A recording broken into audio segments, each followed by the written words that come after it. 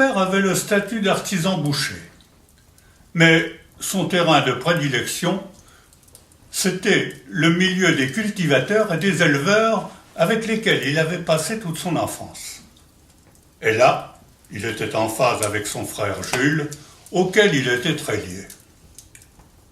Ils avaient en commun une passion, la chasse et les chiens de chasse. Mon père avait même inventé une race à lui, les Finauds, un croisement du porcelaine pour le flair, du briquet d'Artois pour la robustesse et du griffon vendéen pour la résistance. On invitait les deux frères jusque dans les Ardennes pour bénéficier de la participation de leur fin limier. La guerre 39-45 fut pour eux très pénible, toutes choses égales par ailleurs bien évidemment, car honorer la Saint-Hubert était devenu impossible, la possession de simples fusils de chasse étant formellement interdite et proscrite par les forces d'occupation. Qu'à cela ne tienne, pour ne pas perdre la main, Jules avait dressé 2 lévriers, et quand l'un des 2 frères avait repéré le gîte d'un lièvre, il retrouvait les instincts de l'homme de Néandertal et partait avec les 2 lévriers et un gourdin qui servirait à assommer le pauvre Aliman épuisé par une course de longue haleine.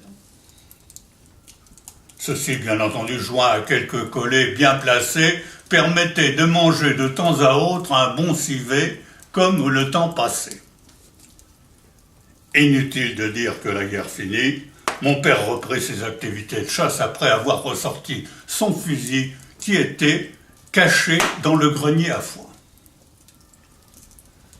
Pendant les périodes autorisées, lorsqu'il allait dans une ferme acheter une bête, il n'omettait pas de prendre son fusil au cas où il rencontrerait un lièvre.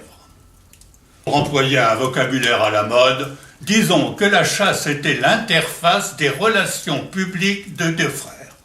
Un jour, ou plutôt une nuit, lors du repas joyeux qui clôturait une battue au chevreuil dans la forêt de Balleroy, il était 2 heures du matin, Jules dit à son frère « Faut que je rentre, je vais me faire engueuler par Aline, sa femme. » Et mon père de lui répondre « Que tu rentres maintenant ou dans 1 heure, tu te feras engueuler pareil. » Et ils restèrent avec les copains.